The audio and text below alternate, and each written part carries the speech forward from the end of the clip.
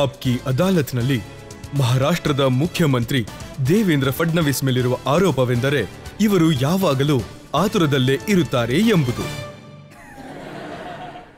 ದೇವೇಂದ್ರ ಅವರೇ, ನಿಮ್ಮ ಸ್ಕೂಲ್ನ ಗೆಳೆಯರು ಏನಿದಾರಲ್ಲ ಅವ್ರನ್ನ ಕೇಳಿದಾಗ ಗೊತ್ತಾಯ್ತು ಸ್ಕೂಲ್ನಲ್ಲಿ ನಿಮ್ಮನ್ನ ಹಿಂದಿನ ಬೆಂಚ್ನಲ್ಲಿ ಕೂಡಿಸ್ತಾ ಇದ್ರು ಅಂತ. ನಿಮ್ದೊಂದು ದೊಡ್ಡ ಗ್ಯಾಂಗ್ ಇತ್ತು, ಅದ್ರ ಜೊತೆ ಕೂರ್ತಾ ಇದ್ರಿ ನೀವು. ಆದ್ರೆ ನೋಡ್ತಾ ನೋಡ್ತಾ ಆದಷ್ಟು ಬೇಗ ನೀವು ಫ್ರಂಟ್ ಬೆಂಚಿಗೆ ಬಂದ್ಬಿಟ್ರಿ. ಬಹಳ ಅರ್ಜೆಂಟಲ್ಲಿ ಇರ್ತೀರಿ. ನಾನು ಯಾವಾಗ್ಲೂ ಬ್ಯಾಕ್ ಬೆಂಚರೇ ಆಗಿದ್ದೆ. ಹಾಗೆ ಹಿಂದೆ ಕೂತ್ಕೊಳ್ಳೋಂಥ ಮಜಾನೇ ಬೇರೆನೆ. ಹಾಗಾಗಿ ಮುಂದೆ ಬರೋದಕ್ಕೆ ನಾನು ಪ್ರಯತ್ನನೇ ಪಡಲಿಲ್ಲ. ಹಾಗೆ ಸಂದರ್ಭಗಳು ಹಾಗೇ ಇತ್ತು. ನಮ್ಮ ಟೀಚರ್ ಇದ್ರಲ್ಲ, ಅವರು ಹಿಂದ್ಗಡೆ ಬೇರೆಯವ್ರೇನಾದರೂ ತಮಾಷೆ ಮಾಡಿದ್ರೆ ಆಗ ಆ ಟೀಚರು ಎಲ್ಲರೂ ನನ್ನ ಮೇಲೆ ಹಾಕ್ತಾಯಿದ್ರು. ನನ್ನ ಕರೆದು ಮುಂದೆ ಕೂಡಿಸೋರು. ಸೊ ತುಂಬ ಕಡಿಮೆ ದಿನ ನಾನು ಮುಂದೆ ಕೂತಿದ್ದೆ. ಆವಾಗ ಟೀಚರು ಅಲ್ಲೇ ಕೂಡಿಸೋರು ನನ್ನ. ಈ ಮಾತು ನಿಜಾನಾ? ನಿಮಗೆ ರಾಜಕೀಯಕ್ಕೆ ಬರುವಂತ ಅವಕಾಶ ಸಿಕ್ಕಾಗ, ಕುಟುಂಬದ ಪರಂಪರೆಯನ್ನ ಮುಂದುವರ್ಸ್ಕೊಂಡೋಗೋ ಅವಕಾಶ ಸಿಕ್ಕಾಗ ನಿಮ್ಮ ಅಣ್ಣನ್ನ ಹಿಂದಕ್ಕಾಕಿ ನೀವು ಮುಂದೆ ಬಂದ್ರಿ? ಇಲ್ಲ, ನಮ್ಮ ಅಣ್ಣನಿಗೆ ಯಾವುದೇ ರೀತಿ ಈ ರಾಜಕೀಯದಲ್ಲಿ ಇಂಟ್ರೆಸ್ಟ್ ಇರಲಿಲ್ಲ. ಹಾಗೆ ನೋಡಿ, ನನಗೂ ಯಾವುದೇ ರೀತಿಯಾದಂಥ ಇದಕ್ಕೆ ಬರಬೇಕು ಅನ್ನೋ ಇಂಟ್ರೆಸ್ಟ್ ಇರಲಿಲ್ಲ. ನಾನು ವಿದ್ಯಾರ್ಥಿ ಪರಿಷತ್ತಲ್ಲಿ ಕೆಲಸ ಮಾಡ್ತಾ ಇದ್ದೆ, ಸಂಘದಲ್ಲಿ ಸ್ವಯಂ ಸೇವಕನಾಗಿದ್ದೆ. ವಿದ್ಯಾರ್ಥಿ ಪರಿಷತ್ತಲ್ಲಿ ಕೆಲಸ ಮಾಡ್ತಾ ಇರುವಾಗಲೇ ನನಗೊಂದಿನ ಹೇಳಿದ್ರು, ನೀವು ಭಾರತೀಯ ಜನತಾ ಪಾರ್ಟಿಲಿ ಕೆಲಸ ಮಾಡಬೇಕು ಅಂತ.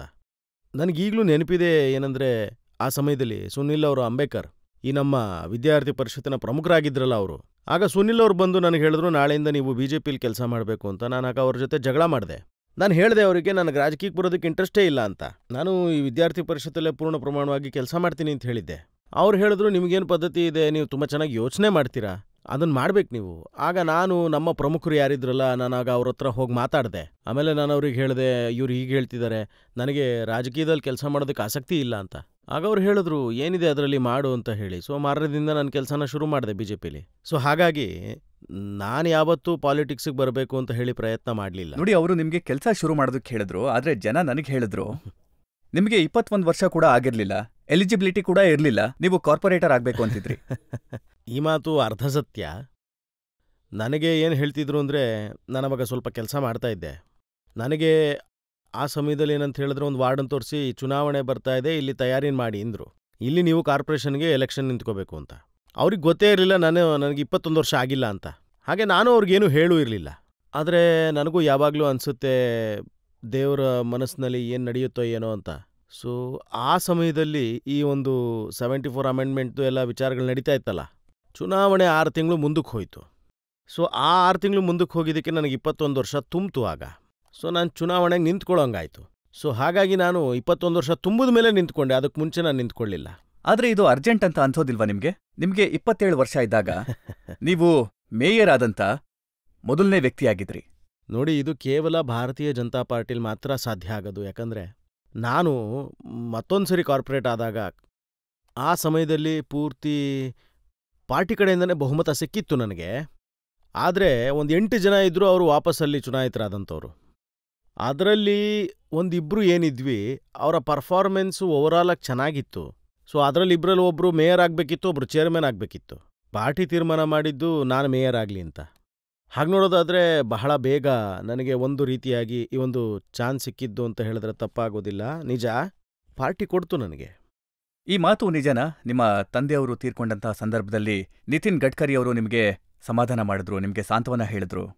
ನಿತಿನ್ ಅವರ ಹಾಗೂ ನಮ್ಮ ಬಹಳ ಪಾರಿವಾರಿಕ ಸಂಬಂಧ ಇತ್ತು. ಹಾಗಾಗಿ ನಿತಿನ್ ಅವರು ಒಂದು ಯುವ ನಾಯಕರಾಗಿ ಕೆಲಸ ಮಾಡ್ತಾಯಿದ್ರು ಆವಾಗ. ಆಮೇಲೆ ನಿತಿನ್ ಅವರು ಮೊದಲನೇ ಸಲ ವಿಧಾನಸಭೆ ಚುನಾವಣೆನ ನಿಂತಾಗ, ಸೊ ನಾನು ಯಾವ ಕ್ಷೇತ್ರದಲ್ಲಿ ಇದ್ದೀನೋ ಅದೇ ಕ್ಷೇತ್ರದಲ್ಲಿ ಅವ್ರು ಚುನಾವಣೆಗೆ ನಿಂತಿದ್ದು. ಸೊ ಹಾಗಾಗಿ ಅವ್ರು ನಮ್ಮನೇಲೇ ಉಳ್ಕೊಂಡಿದ್ರು ಆ ಚುನಾವಣೆಗೋಸ್ಕರ ಸಲುವಾಗಿ. ಯಾಕಂದರೆ ನಿತಿನ್ ಅವರು ಪೂರ್ವ ಕ್ಷೇತ್ರದಿಂದ ಬಂದಂದವರು, ಅವರು ಚುನಾವಣೆಗೆ ನಿಂತಿದ್ದು ಪಶ್ಚಿಮ ಕ್ಷೇತ್ರಕ್ಕೆ. ಸೊ ಹಾಗಾಗಿ ನಮಗೆ ಒಂದು ಒಳ್ಳೆ ರೀತಿಯಾದ ಸಂಬಂಧ ಇತ್ತು. ಆಮೇಲೆ ಕೂಡ ಅಂದರೆ ಅವರ ತಂದೆ ಆದಮೇಲೂ ಕೂಡ ಬಹಳ ಚೆನ್ನಾಗಿತ್ತು ನಮ್ಮ ಸಂಬಂಧ. ಅವರು ನನಗೆ ರಾಜಕೀಯದಲ್ಲಿ ನೋಡಿ, ಅದಕ್ಕೆ ಜನ ಹೇಳ್ತಾರೆ 2014ರಲ್ಲಿ ನೀವು ನಿತಿನ್ ಅವರನ್ನ ದಾಟಿ ಮುಖ್ಯಮಂತ್ರಿ ಆಗ್ಬಿಟ್ರಿ. ನೋಡಿ,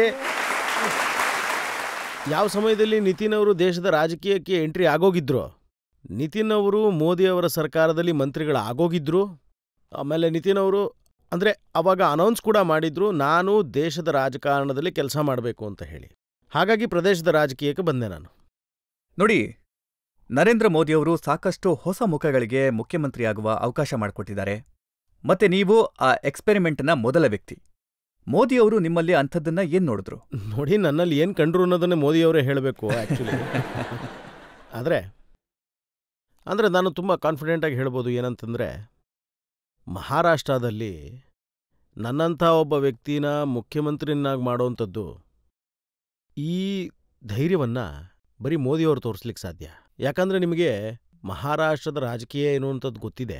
ಆಮೇಲೆ 10 ವರ್ಷದ ಹಿಂದೆ, 12 ವರ್ಷಗಳ ಹಿಂದೆ ರಾಜಕೀಯ ಯಾವ ಮೋಡಲ್ಲಿತ್ತು ಅನ್ನೋದು, ಆ ಸಮಯದಲ್ಲಿ ಅಲ್ಲಿ ಒಂದು ರೀತಿಯ ಜಾತಿಗತವಾದಂಥ ರಾಜಕೀಯ ಇತ್ತು.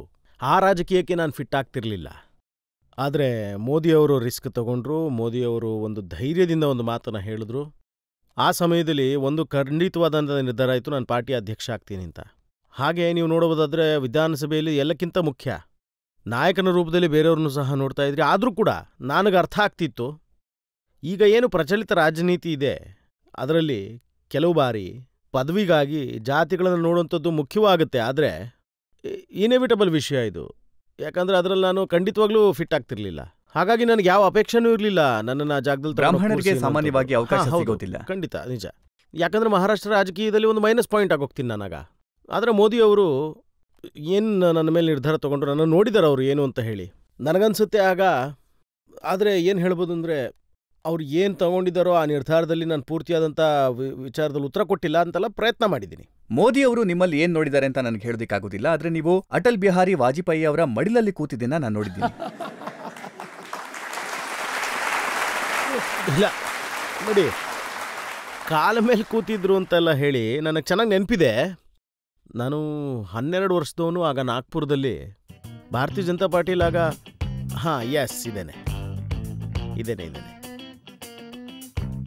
ಅದು ಭಾರತೀಯ ಜನತಾ ಪಾರ್ಟಿಯ ಒಂದು ರಾಷ್ಟ್ರೀಯ ಅಧಿವೇಶನ ಇತ್ತು. ಆಮೇಲೆ ಈ ಅಧಿವೇಶನದಲ್ಲಿ ಅಟಲ್ಜಿಯವರು ಬಂದಿದ್ದರು. ಆ ಟೈಮಲ್ಲಿ ಅಂತ ಸೆಕ್ಯೂರಿಟಿ ಏನೂ ಇರಲಿಲ್ಲ. ಆಗ ನಾನು ನಮ್ಮ ತಂದೆಯವ್ರಿಗೆ ಏನು ಹೇಳಿದೆ ಅಂತಂದರೆ, ಅಟಲ್ಜಿಯವ್ರ ಜೊತೆ ಫೋಟೋ ತೊಗೋಬೇಕು ಅಂತಂದೆ.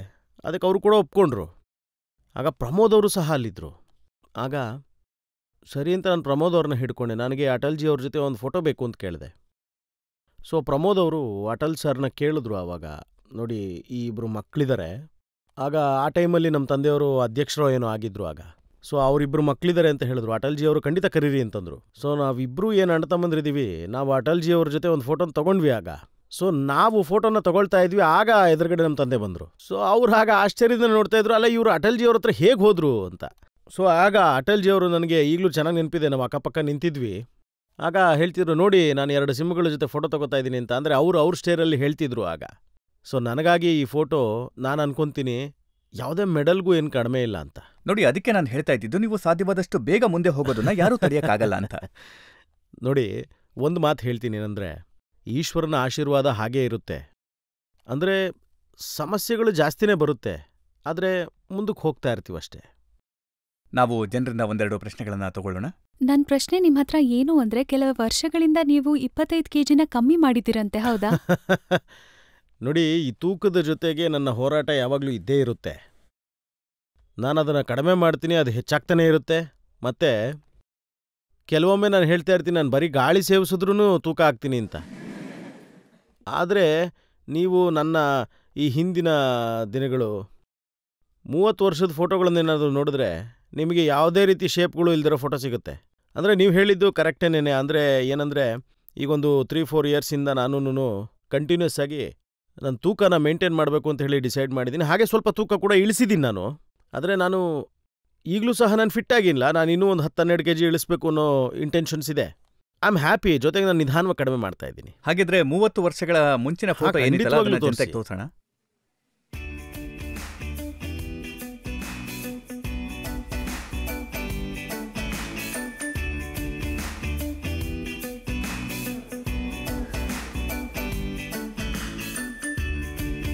ಅಂದ್ರೆ ಮಧ್ಯದಲ್ಲಿದ್ದಂಥ ಫೋಟೋಸ್ ತುಂಬಾನೇ ಚೆನ್ನಾಗಿತ್ತು. ಬಹುಶಃ ನೀವಲ್ಲಿ ಮಾಡಲಿಂಗ್ ಮಾಡ್ತಾ ಇದ್ರಿ ಅಂತ ಅನ್ಸುತ್ತೆ. ಅದೇನಂದರೆ, ಆ ಟೈಮಲ್ಲಿ ವಿವೇಕ್ ಅಂತ ನನ್ನ ಫ್ರೆಂಡ್ ಒಬ್ಬ ಇದ್ದ. ತುಂಬ ಒಳ್ಳೆ ಫ್ಯಾಷನ್ ಫೋಟೋಗ್ರಾಫರ್ ಅವನು.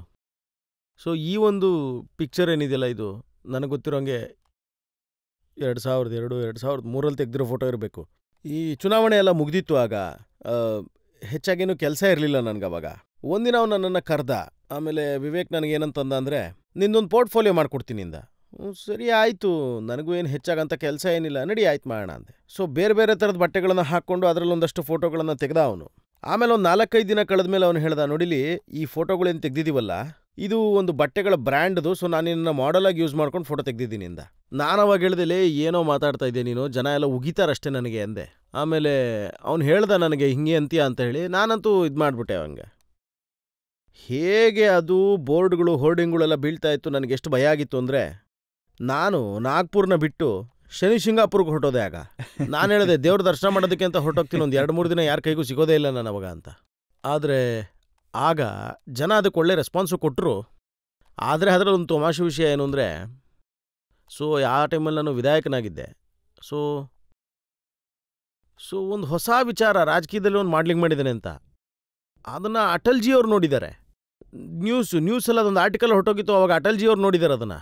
ಸೊ ಆ ಟೈಮಲ್ಲಿ ಅಟಲ್ಜಿಯವರು ಮಾತಾಡ್ತಿದ್ದಾಗ, ಅಂದರೆ ನಮ್ಮ ತಂದೆಯವರು ಹೆಚ್ಚು ಪರಿಚಿತರಾಗಿದ್ದರು, ಅವರು ಸ್ನೇಹಿತರಾಗಿದ್ದರು. ಸೊ ಆಗ ಅವರು ನಮ್ಮ ತಂದೆಗೆ ಹೇಳಿದರೆ, ಅಲ್ಲ ಕಣೋ ನಿನ್ನ ಮಗ ನಾಗ್ಪುರದಲ್ಲಿ ಮಾಡ್ಲಿಂಗ್ ಮಾಡಿದ್ದಾನೆ, ಅವನನ್ನು ಮೊದಲು ಕರೆಸು ಇಲ್ಲಿ ಅಂತ ಹೇಳಿದ್ರಂತೆ. ಸೊ ನನ್ನ ಕರೆಸಿದ್ರು ಅಟಲ್ಜಿಯವರು.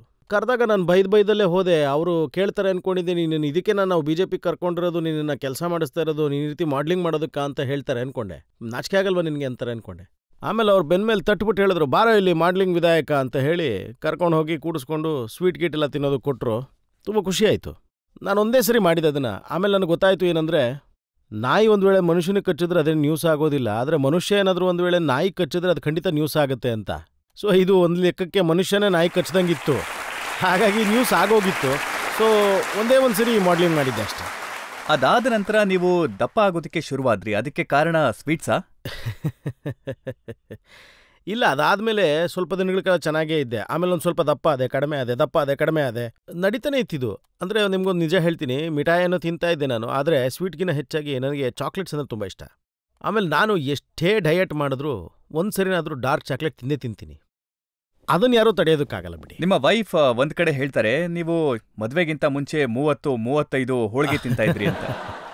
ಅದೇನಂದರೆ ನನ್ನ ವೈಫು ನನ್ನ ಮೇಲೆ ಸೇಡ್ ತೀರಿಸ್ಕೊಂಡಿದ್ದದು. ಸರಿಯಾದ ವಿಷಯನೇ, ನಿಜನೇ ಹೇಳಿದ್ದಾರೆ ಅವರು. ಅಲ್ಲ, ಅಷ್ಟೊಂದೇನು ತಿಂತಾ ಇರಲಿಲ್ಲ, ಆದರೆ ಸ್ವೀಟು ಅಂತ ಬಂದಾಗ ಖಂಡಿತವಾಗ್ಲೂ ಸ್ವೀಟ್ಸ್ ಎಲ್ಲ ತುಂಬ ಚೆನ್ನಾಗಿ ಜಾಸ್ತಿನೇ ತಿಂತಾ ಇದ್ದೆ. ಆದರೆ ಅದಕ್ಕೆ ತೀರಿಸ್ಕೊಂಡಿದ್ದು ಹೇಗೆ ಅಂದರೆ ಅವರು, ಆಮೇಲೆ ಅದು ನಾನು ಎಲ್ಲಿ ಹೋದ್ರೂ ಕೂಡ ಜನ ಎಲ್ಲರೂ ಸ್ವೀಟ್ ರೆಡಿ ಇಟ್ಕೊಂಡಿರೋರು, ತೊಗೊಳ್ಳಿ ಸರ್ ನಿಮ್ಗೆ ಇದು ಇಷ್ಟ ಅಲ್ವಾ ಅಂತ ಕೇಳೋರು. ಆಮೇಲೆ ಕೊನೆಯಲ್ಲಿ ನಾನೊಂದು 2-3 ಕಾರ್ಯಕ್ರಮದಲ್ಲಿ ನಾನೇ ಒಂದು ಪ್ರಶ್ನೆನ ಹಾಕ್ಕೊಂಡೆ. ಸೊ ಆಮೇಲೆ ಅಲ್ಲಿ ಹೇಳಿದೆ ನಾನು, ಇಲ್ಲ ನನಗಿದು ಇಷ್ಟ ಇಲ್ಲ, ದಯವಿಟ್ಟು ಮಾಡಕ್ಕೆ ಹೋಗಬೇಡಿ ಅಂತ. ಅಲ್ಲಿಂದ ನಿಲ್ತು ಸ್ವಲ್ಪ. ಮತ್ತೆ ಅವರು ಒಂದು ಇಂಟರ್ವ್ಯೂನಲ್ಲಿ ಹೇಳ್ತಾರೆ, ನನ್ನ ಯಾವುದೇ ಮಾತಿನ ವಿಚಾರವಾಗಿ ನಮ್ಮಿಬ್ಬರ ಮಧ್ಯೆ ಜಗಳ ಆಗೋದಿಲ್ಲ, ಆದರೆ ಜನಗಳು ಬಂದು ಹೋಳಿಗೆನ ಆಫರ್ ಮಾಡಿದಾಗ ನನ್ನ ಹತ್ರ ಬಂದು ಜಗಳ ಮಾಡ್ತಾರೆ. ಖಂಡಿತವಾಗ್ಲೂ ನಿಜ ಇದು. ಯಾಕಂದರೆ ನನಗೆ ಹೇಗಾಯಿತು ಅಂತ ಹೇಳಿದ್ರೆ, ನಾನು ಎಲ್ಲೇ ಊಟ ಮಾಡೋಕ್ಕೆ ಹೋದರೂ ಅದನ್ನೇ ಕೊಡ್ತಾಯಿದ್ರು. ಸೊ ಎಲ್ಲಾದರೂ ಯಾವುದಾದ್ರೂ ಕಾರ್ಯಕ್ರಮಕ್ಕೆ ಹೋದರೆ ಅಲ್ಲೂ ಅದೇನೇನೆ, ಅಥವಾ ಬೇರೆ ಇನ್ನೇನಾದರೂ ಕಾರ್ಯಕ್ರಮಕ್ಕೆ ಹೋದ್ರೆ ಅಲ್ಲೂ ಈ ಸ್ವೀಟ್ನೇ ಮಾಡಿಸಿರೋರು. ಎಲ್ಲರೂ ನನಗೆ ಇದನ್ನೇ ತಿನ್ನೋದಕ್ಕೆ ಕೊಡ್ತಿದ್ದಾಗ, ಸೊ ಅಂದರೆ ನಾನು ತಿನ್ನಲ್ಲ ಅಂತಲ್ಲ, ಆದರೆ ಇಷ್ಟೊಂದೇನು ಇಷ್ಟ ಇಲ್ಲ ಪ್ರತಿ ಸಲ ತಿನ್ನೋದಷ್ಟು. ಹಾಗಾಗಿ ಜಗಳ ಮಾಡ್ತಿರ್ತೀನಿ ನಾನು. ಇನ್ನೊಂದು ಪ್ರಶ್ನೆ ತಗೊಳ್ಳೋಣ. ನನ್ನ ಪ್ರಶ್ನೆ ನಿಮ್ಮ ಹತ್ರ ಏನು ಅಂತ ಅಂದರೆ, ನಿಮ್ಮ ವೈಫ್ ಪಬ್ಲಿಕ್ ಲೈಫಲ್ಲಿ ತುಂಬ ಆಕ್ಟಿವ್ ಆಗಿದ್ದಾರೆ. ಸೊ ನಿಮ್ಮ ಮ್ಯಾರೇಜು ಪೊಲಿಟಿಕಲ್ ಮ್ಯಾರೇಜಾ ಅಥವಾ ಲವ್ ಮ್ಯಾರೇಜಾ? ನನ್ನ ಮದುವೆ ಅರೇಂಜ್ಡ್ ವಿತ್ ಲವ್.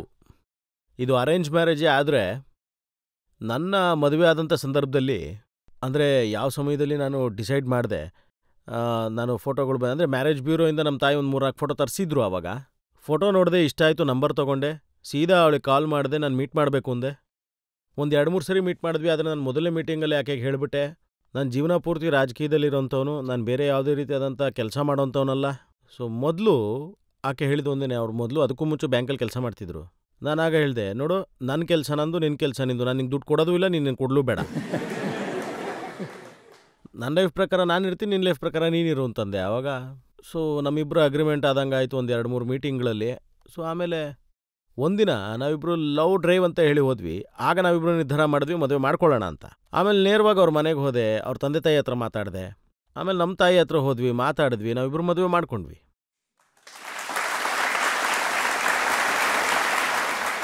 ಮತ್ತೆ ಈ ಮಾತು ನಿಜನಾ? ನೀವು ಮದುವೆ ದಿವಸ ಸಮಯಕ್ಕೆ ಸರಿಯಾಗಿ ಹೋಗಿದ್ರಿ, ಆದರೆ ಅವ್ರು ಕಾಣಿಸ್ತಿರ್ಲಿಲ್ಲ. ಇದು ನಿಜವಾಗ್ಲೂ ಕರೆಕ್ಟು. ನಾನು ಟೈಮ್ ಕರೆಕ್ಟಾಗಿ ಬಂದಿದ್ದೆ. ಆಮೇಲೆ ಆಕೆಗೆ ಬರೋದಕ್ಕೆ ಸ್ವಲ್ಪ ಲೇಟ್ ಆಯಿತು. ಆಮೇಲೆ ಅದೇನಾಯಿತು ಅಂತ ಹೇಳಿದ್ರೆ ಅವ್ರ ತಂದೆ ನನಗೆ ಕಾಲ್ ಮಾಡಿ ಹೇಳಿದ್ರು ಆಕೆ ಬರೋದಕ್ಕೆ ಇನ್ನೊಂದು ಸ್ವಲ್ಪ ಟೈಮ್ ಆಗುತ್ತೆ ಅಂತ. ಸೊ ಅವಾಗ ಹೇಳಿದ್ರು ನೀವು ಮದುಮಕ್ಕಳೆಲ್ಲ ಕುಣಿತಾ ಇರಿ ಅಂತ. ಇಲ್ಲಿ ನೋಡಿದ್ರೆ ನಾವು ಮದುಮಗ ಕುಣಿದು ಸುಸ್ತಾಗೋಗಿದ್ದಾನೆ ಅಂದರು. ಆ ಟೈಮು ಕರೆಕ್ಟಾಗಿ ಬಂದ್ಲು. ಆದ್ರೆ ಅವರು ರಾಜಕೀಯದಲ್ಲಿಲ್ಲ, ಆದ್ರೆ ರಾಜಕೀಯ ವಿಚಾರವಾಗಿ ಕಮೆಂಟ್ ಮಾಡ್ತಾರೆ. ನಾನು ನೋಡಿದ್ದೀನಿ, ಉದ್ಧವ್ ಠಾಕ್ರೆ ಅವ್ರ ಜೊತೆಗೆ ಸಾಕಷ್ಟು ತಕರಾರು ನಡೀತಾ ಇರುತ್ತೆ. ಉದ್ಧವ್ ಠಾಕ್ರೆ ಅವರು ಮುಖ್ಯಮಂತ್ರಿ ಆಗಿದ್ದಾಗ ಅವರೊಂದು ಟ್ವೀಟ್ ಮಾಡ್ತಾರೆ, ಅದರಲ್ಲಿ ಬರೀತಾರೆ, ಒಬ್ಬ ರಾಜ ಇದ್ದ, ಅವನು ಕಪಟಿಯಾಗಿದ್ದ. ನೋಡಿ, ಏನೇ ಆದ್ರೂ ಅವರು ಅಲ್ಟಿಮೇಟ್ಲಿ ಒಂದು ಬೇರೆ ಪರ್ಸ್ನಾಲಿಟಿ, ಒಂದು ಬೇರೆನೇ ವ್ಯಕ್ತಿತ್ವ ಇರುತ್ತೆ. ಸ್ವಲ್ಪ ಏನಾದರೂ ಒಂದು ಕಮೆಂಟ್ಸ್ ಮಾಡ್ತಾ ಇರ್ತಾರೆ, ಅದು ಅವ್ರ ಇಷ್ಟ. ನನ್ನ ಬಗ್ಗೆ ಕೇಳೋದಾದರೆ ನಾನೇನಂತೀನಿ ಅಂತ ಹೇಳಿದ್ರೆ, ನೀನು ರಾಜಕೀಯದ ಬಗ್ಗೆ ಕಮೆಂಟ್ ಮಾಡ್ತೀಯ, ಆದರೆ ನೀನು ರಾಜಕೀಯದಲ್ಲೇ ಇಲ್ಲ. ಯಾಕಂದರೆ ಒಂದು ಸರಿ ಅದ್ರ ಬಗ್ಗೆ ಕಮೆಂಟ್ ಮಾಡಿದ ನಂತರ ಅದರ ಕೆಳದರ್ಜೆಯ ಟ್ರೋಲಿಂಗ್ನ ಆಕೆ ಸಹಿಸ್ಕೋಬೇಕಾಗತ್ತೆ. ಆಮೇಲೆ ಬಹಳ ಕೆಟ್ಟ ರೀತಿಯಲ್ಲಿ ಬಂದು ಜನ ಯಾವ ರೀತಿ ಕಮೆಂಟ್ಗಳನ್ನು ಮಾಡ್ತಾರೆ, ಯಾವ ರೀತಿ ವಾರ್ಗಳನ್ನು ಮಾಡ್ತಾರೆ ಅಂದರೆ, ನಾನು ಅವಾಗ ಹೇಳ್ತಿರ್ತೀನಿ, ಏನಕ್ಕೆ ಕಮೆಂಟ್ ಮಾಡೋಕ್ಕೆ ಹೋಗ್ತೀಯ, ಸುಮ್ಮನೆ ಇದ್ಬಿಡು, ನೀನೇ ಇದನ್ನು ಸಹಿಸ್ಕೋಬೇಕಾಗತ್ತಲ್ಲ ಅವಾಗ. ಸೊ ಕೇಳ್ತಾರೆ, ಆದರೂ ಒಂದೊಂದ್ಸಲಿ ಕಮೆಂಟ್ ಮಾಡ್ಬಿಡ್ತಾರೆ. ಆದ್ರೆ ಅವರ ಕಮೆಂಟ್ ತುಂಬಾ ಇಂಟ್ರೆಸ್ಟಿಂಗ್ ಆಗಿರುತ್ತೆ. ಅವರು ಉದ್ಧವ್ ಅವರಿಗೆ ಬರೀತಾರೆ, ನೋಡಪ್ಪ ಭೋಗಿ, ನಮ್ಮ ಯೋಗಿ ಅವರಿಂದ ಸ್ವಲ್ಪ ನೋಡಿ ಕಲಿ.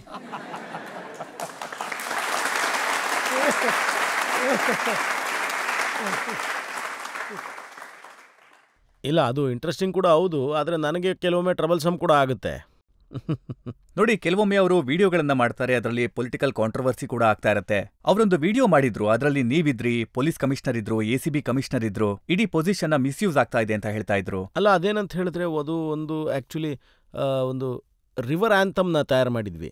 ನದಿಗಳನ್ನು ಕಾಪಾಡೋದಕ್ಕೆ ಒಂದು ಒಳ್ಳೆ ಕ್ಯಾಂಪೇನ್ ನಡೆದಿತ್ತು, ಅದರಲ್ಲಿ ರಿವರ್ ಆ್ಯಂಥಮ್ನ ತಯಾರು ಮಾಡಿದ್ರು. ಸೊ ಆ ಟೈಮಲ್ಲಿ ಟ್ರೋಲಿಂಗ್ ಯಾಕಾಯಿತು ಅಂದರೆ, ಅಲ್ಲಿ ಎಲ್ಲರೂ ಇದ್ದರು, ಹಾಗಾಗಿ ಟ್ರೋಲಿಂಗ್ ಜಾಸ್ತಿ ಆಗಲಿಲ್ಲ. ಅದರಲ್ಲಿ ಯಾರು ಅಂದರೆ, ಯಾರ ರಿವರ್ ಆ್ಯಂಥಮ್ನ ತಯಾರು ಮಾಡಿದ್ರು, ಸೊ ಅವರೆಲ್ಲ ನಾವು ಅವಾಗ ಎಲ್ಲರೂ ಒಂದು ಕಡೆ ನಿಂತ್ಕೊಂಡು, ಅವರೆಲ್ಲರೂ ಬಂದಿದ್ದರು ಅಲ್ಲಿ, ನಾವೆಲ್ಲನೂ ಆ ಕಡೆ ಈ ಕಡೆ ನಿಂತ್ಕೊಂಡು ಮಾತಾಡ್ತಿದ್ವಿ. ಆ ಕ್ಯಾಮ್ರಾಮನ್ಗೆ ಏನು ಅನ್ನಿಸ್ತೋ ಏನೋ ಗೊತ್ತಿಲ್ಲ, ನಾನು ಹೀರೋ ಅನ್ಕೊಂಬಿಟ್ಟಿದ್ದಾನೆ. ಸೊ ಇದರಲ್ಲಿ ಅವರಿಗೆ ಅವ್ರು ನಂದೇನು ಸಪ್ರೇಟ್ ವೀಡಿಯೋದಲ್ಲಿ ಹಾಕಿದ್ರು, ಮತ್ತು ಅದು ಎಷ್ಟು ಫನ್ನಿ ವಿಡಿಯೋ ಅಂದರೆ, ಸೊ ದಯವಿಟ್ಟು ಯಾರಿಗೂ ತೋರಿಸ್ಬೇಡಿ, ನಾನು ನೋಡೋದಕ್ಕೆ ಇಷ್ಟಪಡಲ್ಲ. ಎಷ್ಟು ಫನ್ನಿ ವಿಡಿಯೋ ಮಾಡ್ದ ಅಂದರೆ, ಅದ್ರ ಮೇಲೆ ಎಷ್ಟು ಮೇಮ್ಸ್ ಬಿತ್ತು ಅಂದರೆ, ನನಗಂತೂ ಸಾಕಾಗೋಯ್ತು, ಅಷ್ಟು ಮೇಮ್ಸ್ಗಳು ಅದ್ರ ಮೇಲೆ ಆಯಿತು. ಸೊ ನನಗವಾಗ ಅರ್ಥ ಆಯಿತು, ನನ್ನ ಕೆಲಸ ನಾನು ಮಾಡಬೇಕು, ಸಮಾಧಾನವಾಗಿರ್ಬೇಕು ನಾನು ಅಷ್ಟೇ ಅಂತ. ಸೊ ಬಹಳಷ್ಟು ಟ್ರೋಲಿಂಗ್ ಆಗಿತ್ತು ಆ ಟೈಮಲ್ಲಿ, ನೀವು ಹೇಳಿಕ್ಕೆ ಸಾಧ್ಯ.